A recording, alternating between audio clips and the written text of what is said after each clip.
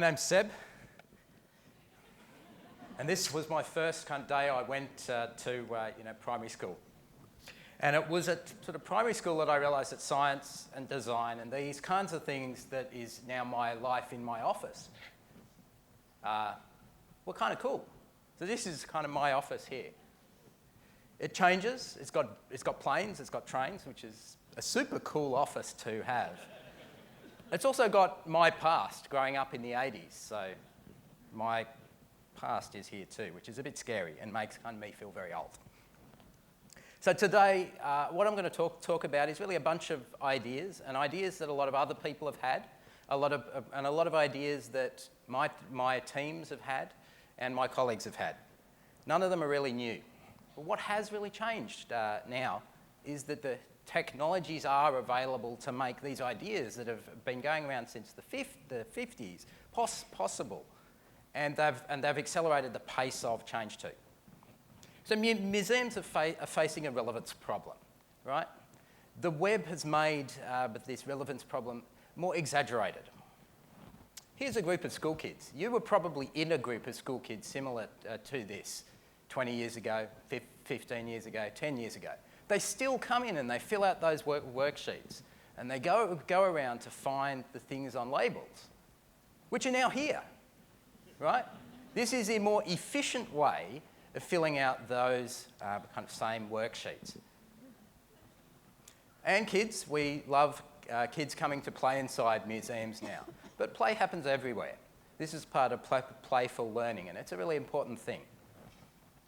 But what I'm interested in is whether a museum can actually become a platform, not just a place, not just a nice place to actually visit, but a place which is a platform for ideas and communities.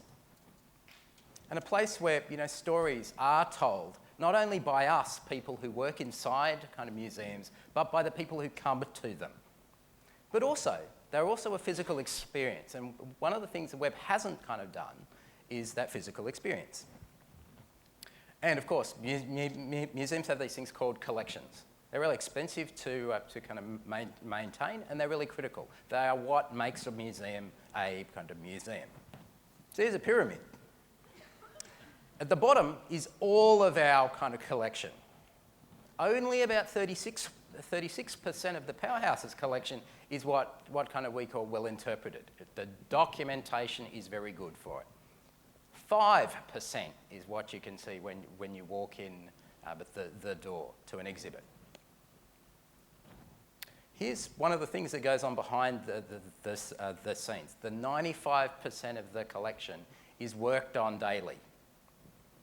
So let's kind of flip that around. And this is one of the things the web has made possible, the flipping around. The whole collection is available through our website. That collection is picked up by people who relate those objects to their own kind of stories of their lives. And it allows kind of them to experience that collection anywhere they are. And that little yellow triangle is that tiny little thing right at the bottom.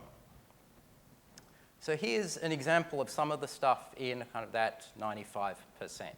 So a museum also works as a lens on kind of the past. And here's a bunch of negatives. We've got thousands and thousands of these kind of negatives. By themselves, they're kind of meaningless. They aren't even produced. Here's when they are produced. This is the Victoria Markets, also now known as the Queen Victoria Building. This is around the 1880s. There's one motor car in this scene. Now, putting them out onto the web frees them from the limitations of a sort of museum's gallery. Here, kind of, they are on Flickr, freely available for anyone to take away and reuse and repurpose.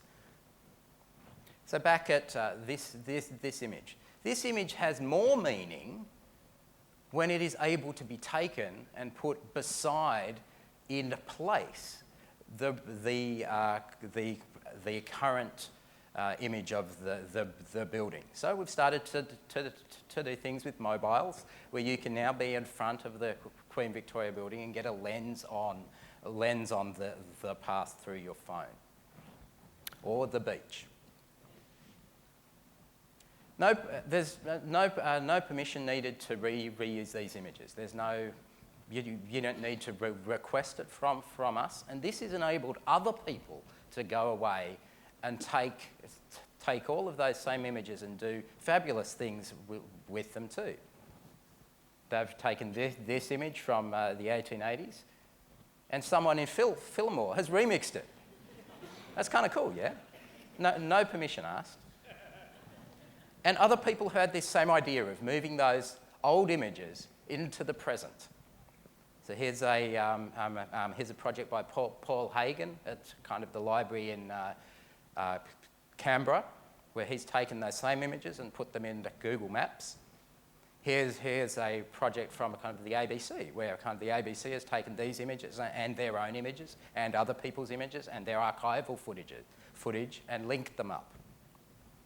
Here's a group I became aware of in America who have taken these same images and done Sydney from America.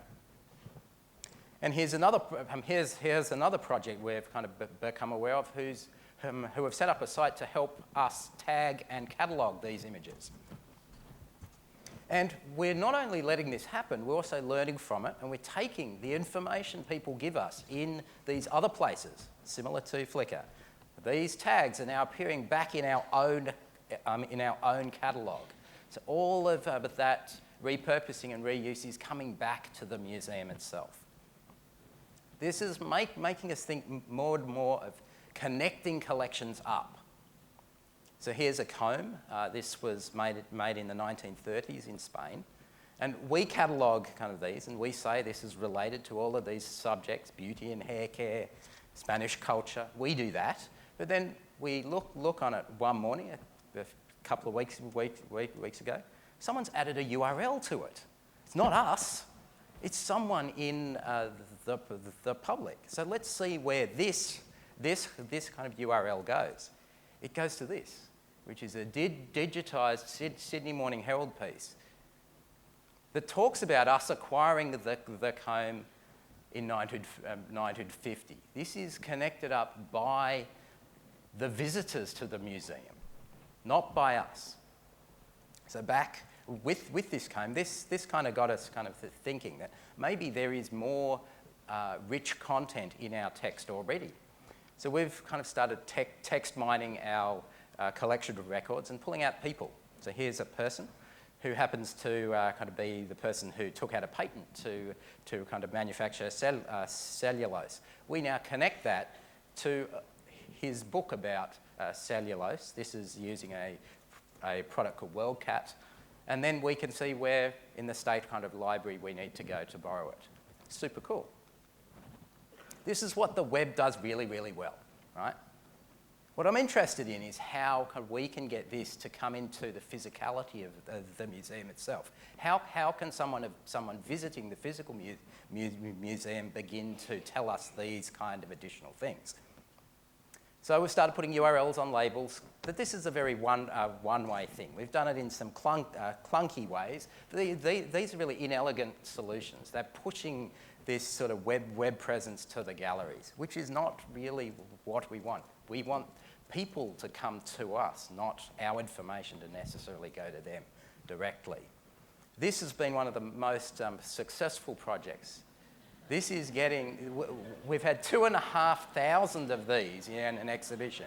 People filling out paper forms telling us what kind of things are. Annika's wrong, of course.